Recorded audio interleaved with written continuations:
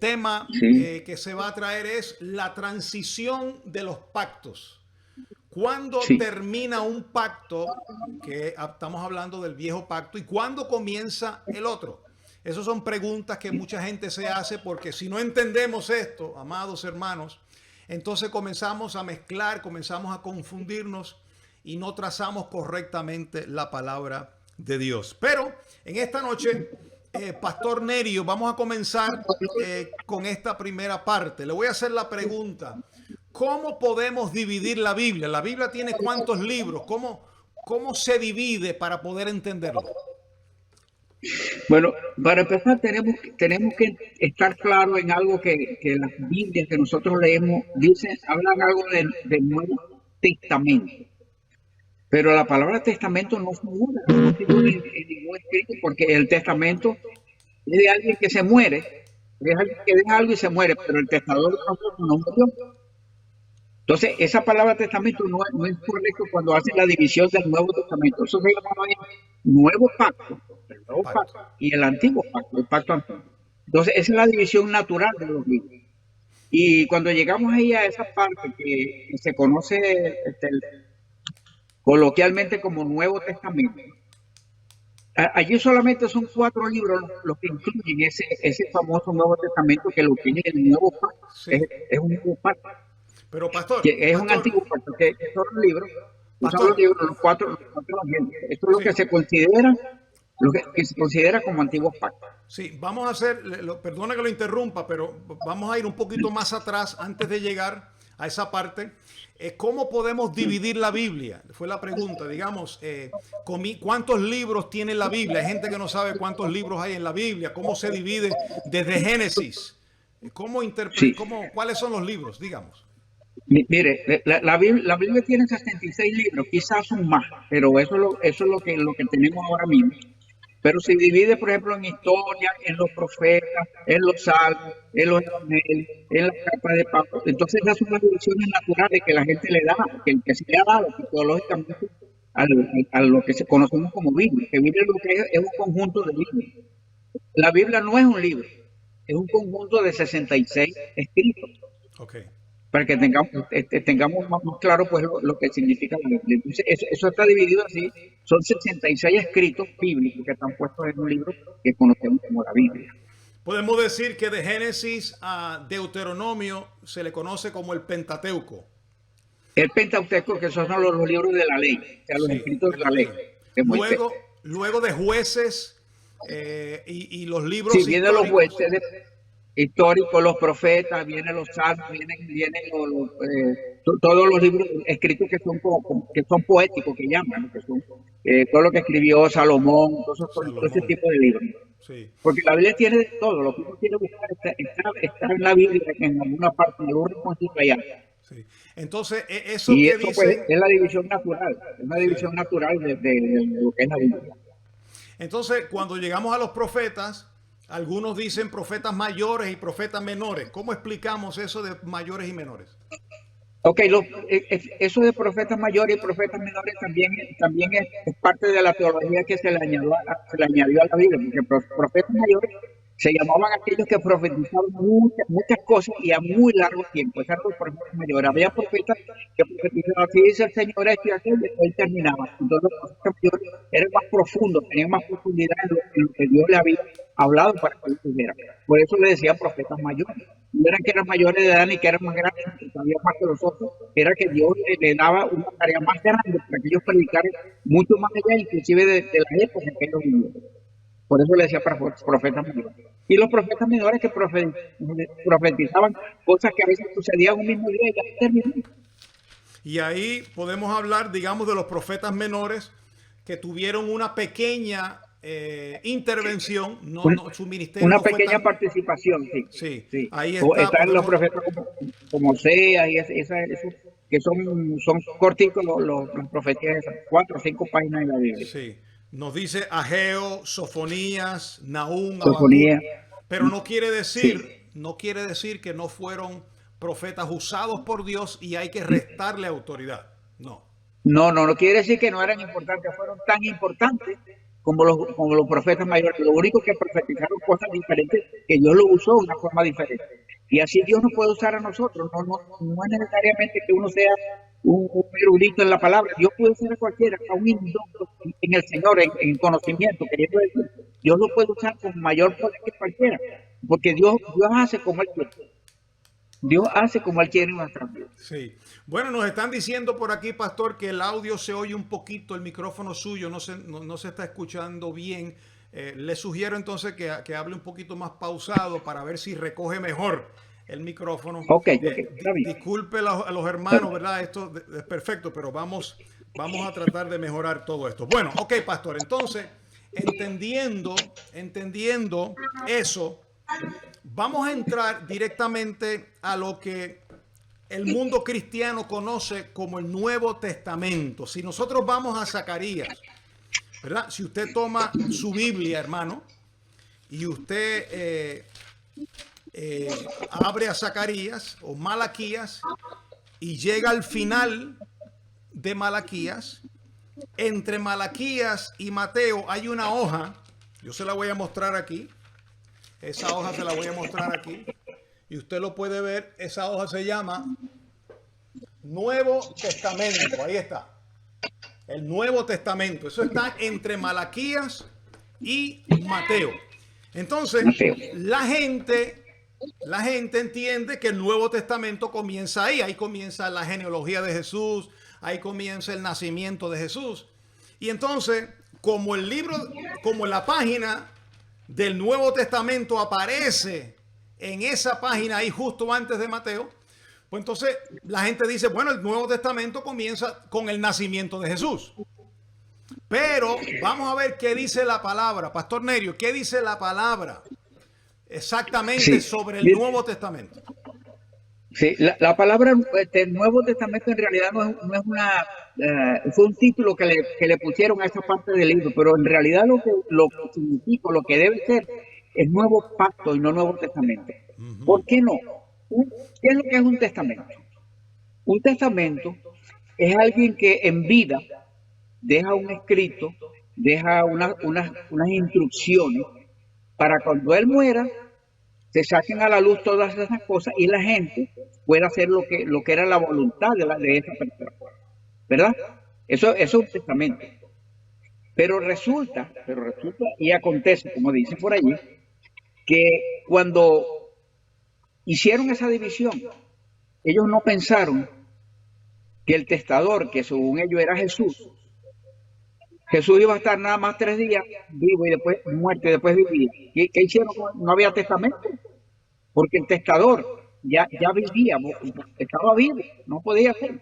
Por eso es que vamos a ver lo que dice allí el Hebreo 8:17, que dice, déjeme leerlo con la Biblia Reina Valera, que es la más que tiene la gente. Hebreo 8:17, para que veamos algo importante. 9. Hebreos. Capítulo 9, pastor. Sí. Creo que tengo esta Biblia toda de 9. batalla, las páginas de que me están cayendo todas. En Hebreo 8:17, en Hebreo 10:16 primero, fíjense lo que dice Hebreo 10:16 primero. Mire, Hebreo 10:16. Mire, los pactos, hermano, los pactos tienen que ver con personas, no tienen que ver con los tiempos. Voy a repetir esto, los pactos tienen que ver con personas, no tienen que ver con los tiempos. Dice, este es el pacto que haré con ellos. Habla de personas. Después de aquellos días. Esos días ya pasaron y fue cuando Jesús bajó a la tierra. Entonces después dice, pondré mis leyes en sus corazones y en sus mentes las escribiré. Ahora, cuando se habla de que el Nuevo Testamento comienza en Mateo, tenemos que saber, o tenemos que pensar que tuvo que haber alguien que murió para que dejara un testamento. Y fue Jesús. Pero como Jesús resucitó, ese Nuevo Testamento no existía. Lo único que existe y va a existir es una transición de un pacto. No existe, los 4 evangelios no son parte, para decirlo más claro, de un Nuevo Testamento. Son parte de un antiguo pacto. ¿Por qué? Porque cuando los discípulos del Señor y los profetas que escribieron Mateo y todo eso, los evangelios, hablaban de Jesús todavía no había muerto. Entonces dice que no puede haber un nuevo pacto mientras el testador vive. Entonces era imposible que eso fuera un nuevo pacto, que fuera un nuevo testamento, eso era un antiguo testamento. Hasta Jesús estuvo siempre viviendo en un antiguo pacto. El pacto nuevo comenzó cuando Jesús resucitó.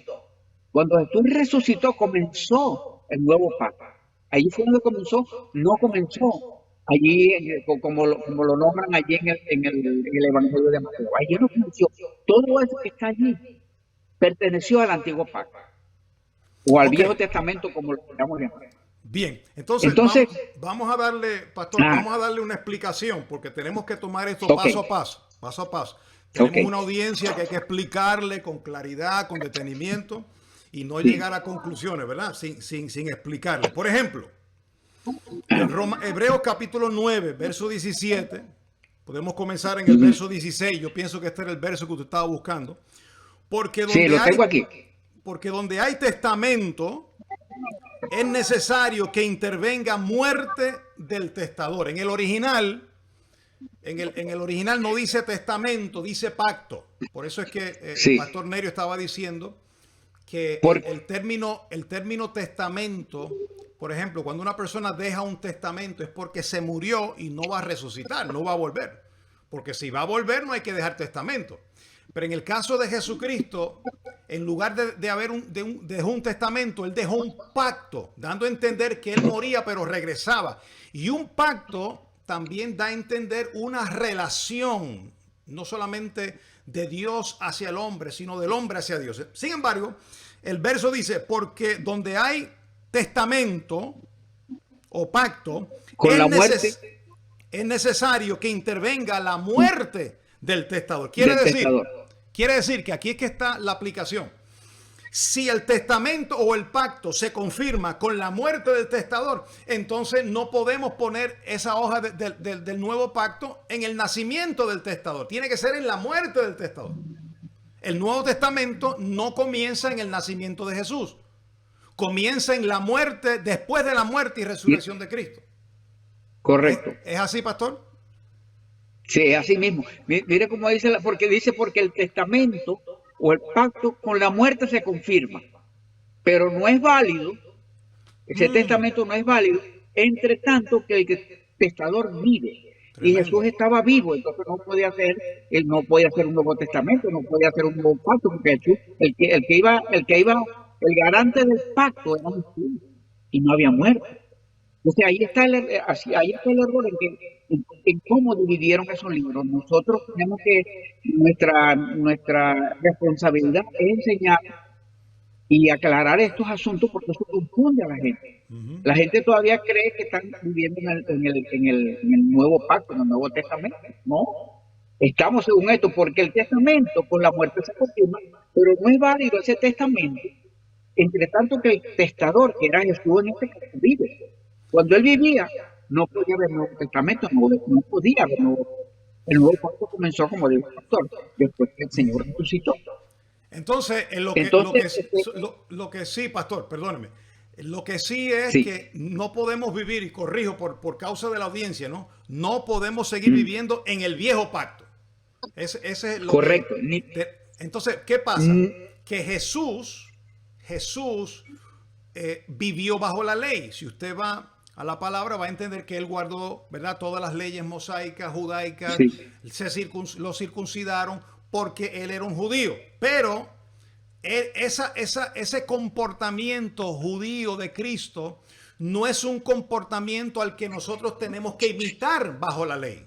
porque él era un Claro. judío, él tenía unas costumbres, había unas tradiciones, habían unas leyes que no nos competen a nosotros. Aquí es donde, y por eso es que trajimos este tema, porque si no entendemos dónde comienza el nuevo pacto, usted va a pensar que el nuevo pacto comienza cuando Jesús nació y todo lo que Jesús hizo, pues Jesús se circuncidó, pues yo me voy a circuncidar. Jesús se bautizó, pues yo me voy a bautizar. Entonces, todas las prácticas que él hizo, las hizo porque estaba cumpliendo las leyes judaicas. Pero nosotros, Sí, nuestra verdadera identidad comienza después de la muerte y resurrección de Cristo. Sí, pastor. es correcto, es correcto. Fíjese que, pastor, allí le da mucho más fuerza a esa palabra cuando Jesús dijo antes de morir, consumado es. Aquí se acabó todo, aquí comienza lo otro. Cuando dice consumado es terminado, aquí no, de aquí para adelante no hay nada, consumado es. Se acabó este pacto y aquí vamos para el pacto nuevo, donde estamos ahora, hoy nosotros, gracias al Señor y por la misericordia de esta parte. Amén, amén, qué bien. Entonces, Bueno, ajá.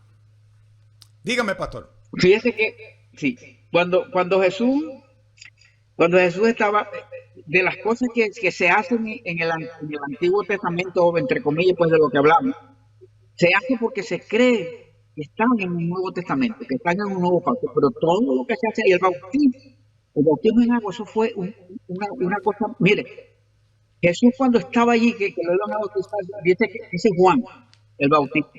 Y yo no le conocía, pero ¿cómo no le iba a conocer si era su primo? Él lo conocía, pero no le conocía en la manifestación que él dio. Yo no lo conocía, pero para que él se manifestara a quién, a Israel, por eso vine yo bautizando en agua. El bautismo está hablando de lo mismo del pacto en el que estaban, el pacto de Israel todavía estaba allí. Y por esto yo vine bautizando en agua para que él se manifestara a Israel.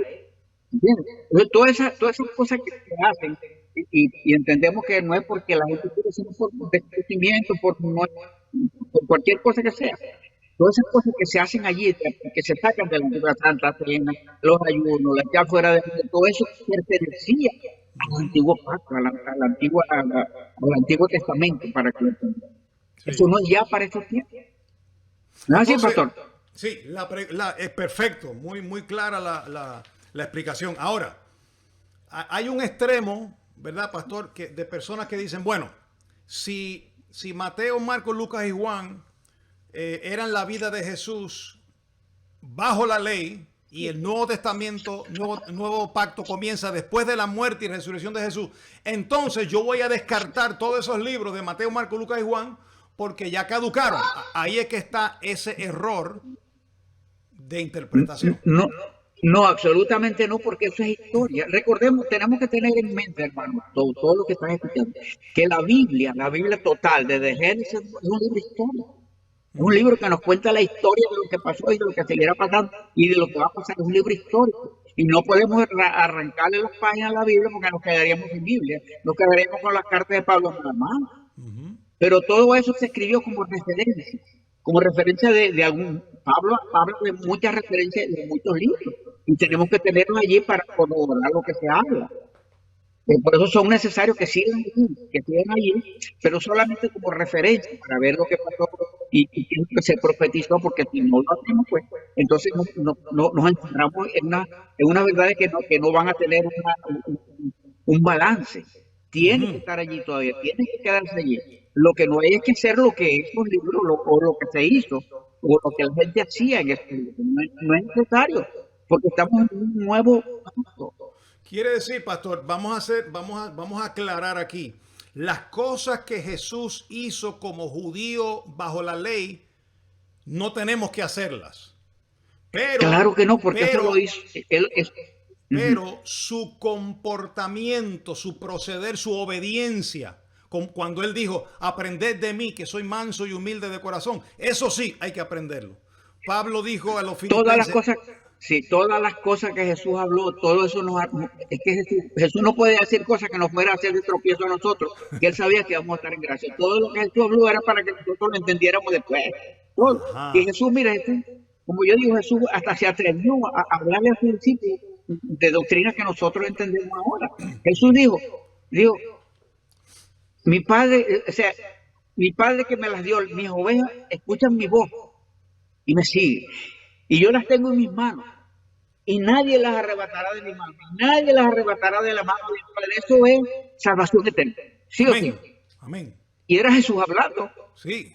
Y por eso le dijo, tengo muchas cosas que deciros, pero por ahora usted me lo pone sobre lleno, pero cojan este pedacito. El Señor me lo puso aquí en la mano y nadie lo va a arrancar de la mano de mi Amén. Padre. Amén. Me lo Amén. puso. Entonces Jesús habló muchas cosas que tuvo que ver, por eso le dijo muchas cosas. Y entonces él dijo, pero cuando venga el Espíritu de verdad, y cuando habla aquí de Espíritu de verdad, la religión dice, no, ese es el Espíritu Santo. No, el Espíritu Santo a mí no me enseñó toda la verdad. Fíjese, allá estaba hablando. La palabra dice, cuando venga el Espíritu de verdad, estaba hablando de una persona que iba a traer un espíritu de enseñanza, un espíritu de enseñanza, que iba a ser la verdad que él quería enseñar. Ese es, y lo digo yo con toda responsabilidad, en mi opinión personal, ese es el apóstol Pablo, el espíritu de verdad que él nombró ahí, es el que os enseñará toda la verdad, os guiará toda la verdad, que el Espíritu Santo no ha guiado a nosotros toda la verdad, a veces nadie ni siquiera ha sentido nunca el Espíritu Santo. Eso se refería a ese hombre que Dios iba a levantar, Bueno, pastor, para que nosotros pudiéramos sí. conocer lo que Él nos pudo enseñar. Tengo muchas cosas que deciros, pero cuando venga el Espíritu, ¿verdad? Él nos enseñará toda la verdad. Sí. Pastor, permítame aclarar por beneficio nuevamente. Yo tengo una carga por este pueblo. Yo tengo una responsabilidad a través de estos micrófonos y a través de estas redes, de esta cámara. Cuando yo invito a alguien y hay algo que no se entiende, es mi responsabilidad aclararlo. Y en este momento, por ejemplo, cuando la Biblia dice el Espíritu de verdad, yo entiendo lo que usted quiere decir, que el apóstol Pablo fue el que trajo la verdad, pero el contexto que está hablando Jesús, y esto no es para debatir, ¿no? El contexto que estaba hablando Jesús desde el capítulo 14, comenzando con el verso 26, dice, más el Consolador, el Espíritu Santo, a quien el Padre enviará. Luego en el capítulo 15 sigue hablando sobre el Espíritu Santo. Luego en el capítulo 16 sigue hablando sobre el Espíritu Santo. El contexto está hablando del Consolador. Ahora, yo entiendo lo que usted quiere decir, que cuando Pablo habló, él trajo la verdad. Claro, él trajo la verdad porque a él le fue revelado, pero le fue revelado a través del Espíritu de la verdad. El Espíritu Santo, el Espíritu de Dios que habló. Por eso es que es importante aclarar, pastor, porque si decimos así escuetamente que el Espíritu de verdad era Pablo, entonces las personas se pueden confundir, ¿me entiende? Y entonces tenemos que dejar bien claro que el Espíritu de verdad era y es el Espíritu Santo, el Consolador, que habló a través del apóstol Pablo, el único, porque nadie más conocía este pacto. Sí, eso es correcto, eso es correcto. Correcto, gracias, pastor, eso es así. Eso es así. Lo que no abundé en detalle, pero eso es correcto, eso es correcto. Y cuando la palabra a veces habla de espíritu, también es el espíritu que lleva esa palabra, o sea, el objetivo que lleva esa palabra. En Apocalipsis habla del espíritu de la profecía. La profecía no tiene ningún espíritu, pero lo que se habla en profecía lleva un espíritu, lleva un medio, una forma de hacer algo. Ahí esa parte también tiene que ver con... Pero sí, es verdad, hay razón. Gracias, pastor. Sí, bueno, entonces hay otro verso en Lucas capítulo 1. Hay otra interpretación también que los hermanos he escuchado, ¿verdad? Cuando se refieren a Mateo, Marcos, Lucas y Juan, le llaman el Evangelio de Juan o los Evangelios, ¿verdad? Como dando a entender que como comienza el nuevo pacto ahí, pues es el Evangelio. Pero ya dijimos y ya explicamos claramente que el nuevo pacto comienza después de la muerte de Jesús. Y es importante entender que cuando estos libros se escribieron desde perspectivas distintas. Por ejemplo, Juan escribe desde su perspectiva, Lucas escribe desde su investigación, Marcos escribe desde su perspectiva. Por eso es que en Lucas capítulo 1, verso 1 dice, puesto que ya muchos han tratado de poner en orden la historia de las cosas que entre nosotros han sido ciertísimas, tal como nos lo enseñaron los que desde el principio lo vieron con sus ojos y fueron ministros de la palabra de Dios, a mí me ha también parecido a mí, después de haber investigado con diligencia todas las cosas desde su origen, escribírtelas por orden, oh excelentísimo Teófilo. ¿Qué significa esto? Que no estamos diciendo que lo que escribió Juan no vale y vale lo que escribió Lucas. No, no. Lo que pasa es que Lucas investigó y los puso en orden, pero Juan de pronto investigó desde su perspectiva, porque es como si a veces, Nerio, si tú y yo estamos en un evento, pues tú puedes ver las cosas desde un punto de vista y yo los veo desde otro punto de vista. Pero son dos verdades que van a la par y enriquecen lo que sucedió históricamente ahí. ¿Qué dice sobre eso, pastor? Es correcto, eso es correcto, eso es correcto.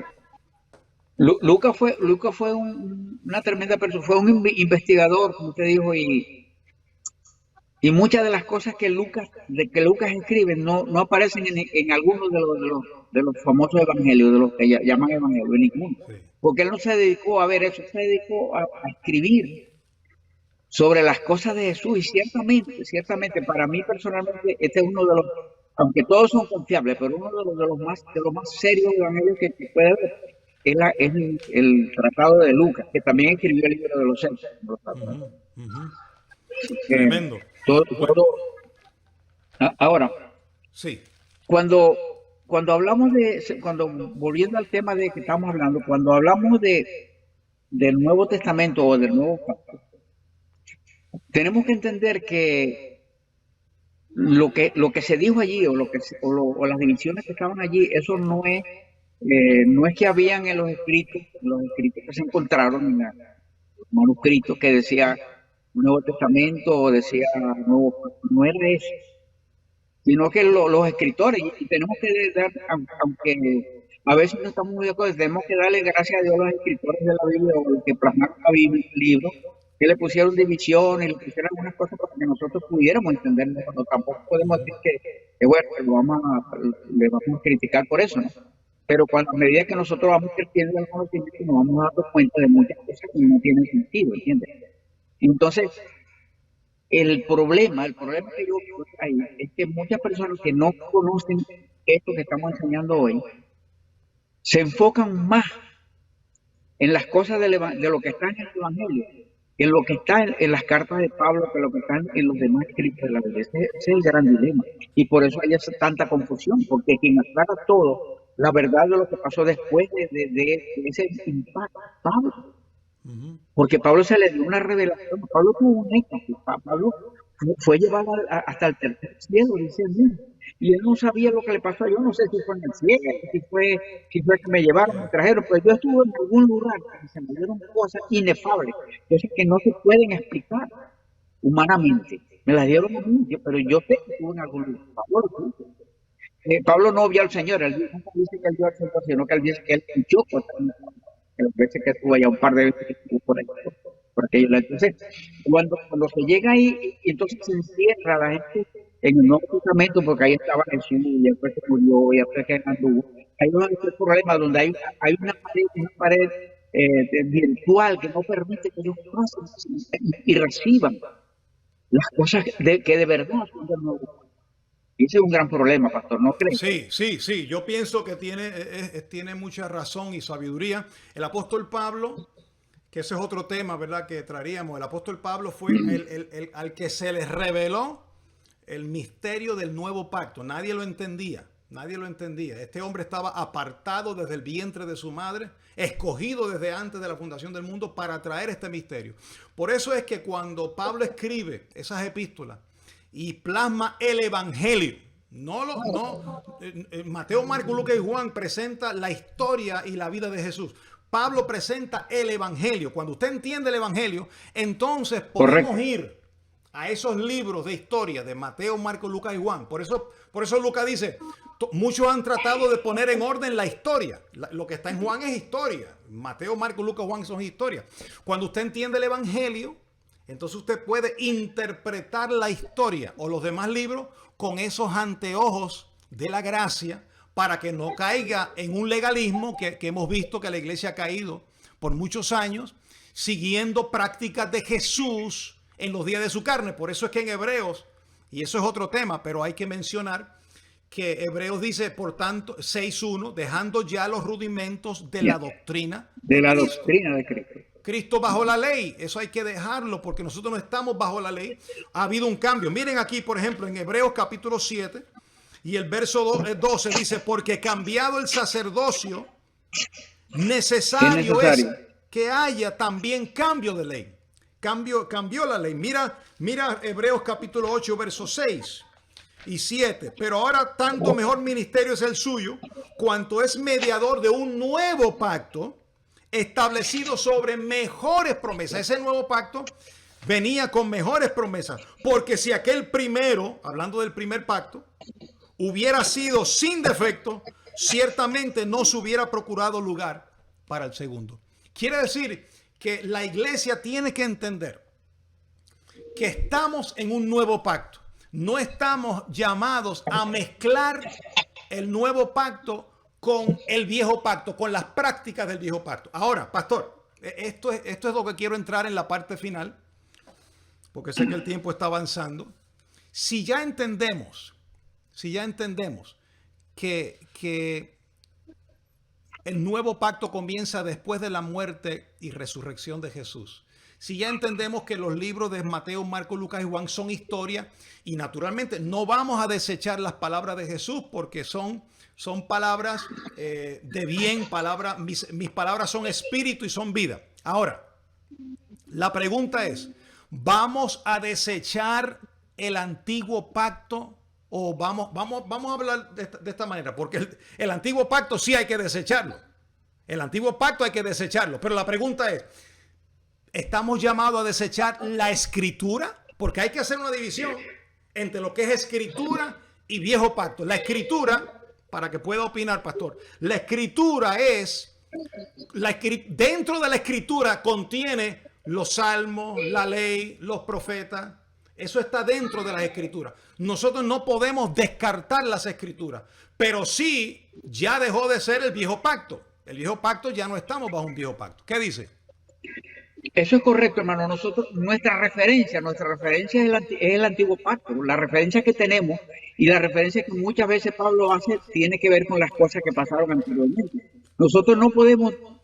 Hay gente que no le gusta leer. Yo conozco gente que no le gusta leer, por ejemplo, Génesis, pero ¿por qué? Si ahí estuvo precisamente el Génesis, ahí estuvo el principio de todo. Y es necesario enterarnos qué fue lo que pasó. No podemos despreciar ningún libro de las Escrituras, ningún libro de la Biblia nosotros podemos despreciar, porque en esto nosotros nos ayudamos y entonces nos afianzamos más nuestra fe, afianzamos más todo lo que hizo Cristo con nosotros y afianzamos más de todo lo que el apóstol Pablo nos ha enseñado. Yo pienso, hermano, mientras que no entendamos que los 4 escritos llamados Evangelio pertenecen al antiguo pacto, los creyentes vamos a vivir o van a vivir una vida en retroceso en la historia, en retroceso, porque todo lo que está allí venía y seguía de ahí para atrás, todo está narrado allí.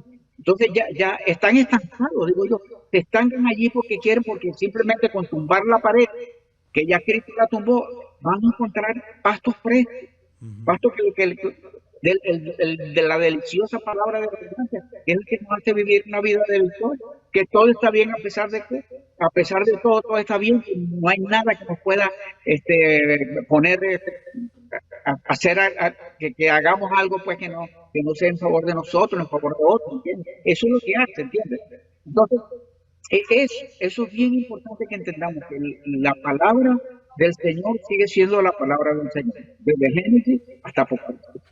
Estudiémosla, leámoslo y como referencia. Si usted no quiere meter en Apocalipsis porque va a tener una pesadilla, pues no la lea. Pero es bien interesante. Nosotros hay muchas cosas que en el mismo Génesis, hermano, yo quiero tocar en Génesis nació la gracia, Cuando el hombre le falló a Dios, que se le ocurriera que estaba teniendo, ¿qué hizo Dios? Dice que mató animales y lo hizo unas pieles, que carne partida, porque había sangre derramada, y los cubrió. ¿Y qué es lo que hace la gracia? La gracia nos cubre de todas las cosas que malas hacemos, y eso pasó allí, como un ejemplo de que desde el principio Dios ya era un Dios de gracia. Se interpusieron las demás cosas en la historia, pero Dios siempre ha sido un Dios de gracia. ¿Se disgustaba con el pueblo? Sí, se disgustaba como cualquier, porque podemos disgustar con cualquier cosa. Dios se disgustaba, pero su gracia fue siempre. Dice que los cubrió a los dos. No los tildó de pecadores ni nada, no los llamó pecadores, nada, porque no había ley, no lo podía culpar de pecado. Así que yo creo que eso no se puede desechar ningún libro de la Escritura. Todo nos sirve como referencia de lo que Jesús hizo, de lo que Pablo hace muchas referencias medio escondidas entre lo que él habla de los pactos del Antiguo Testamento, mucho. Me parece muy sabio, y voy a repetir las palabras del pastor Nerio: no podemos desechar ningún libro, porque aunque estos libros estén dentro de la escritura, no se pueden desechar, porque necesitamos conocer lo defectuoso. Aunque ya no estamos en un pacto defectuoso, necesitamos conocerlo. El apóstol Pablo dijo a los corintios, le dijo, estas cosas sucedieron para nuestro ejemplo, para que aprendamos a no caminar en semejante ejemplo de desobediencia, dijo el libro de los Hebreos. Entonces, no debemos desechar. Yo creo que ahí es que está el error, que hay muchos grupos extremos que arrancan esos libros de la Biblia o no los usan y no saben que aún ahí está, en esa ley está profetizado, ¿verdad?, lo que venía.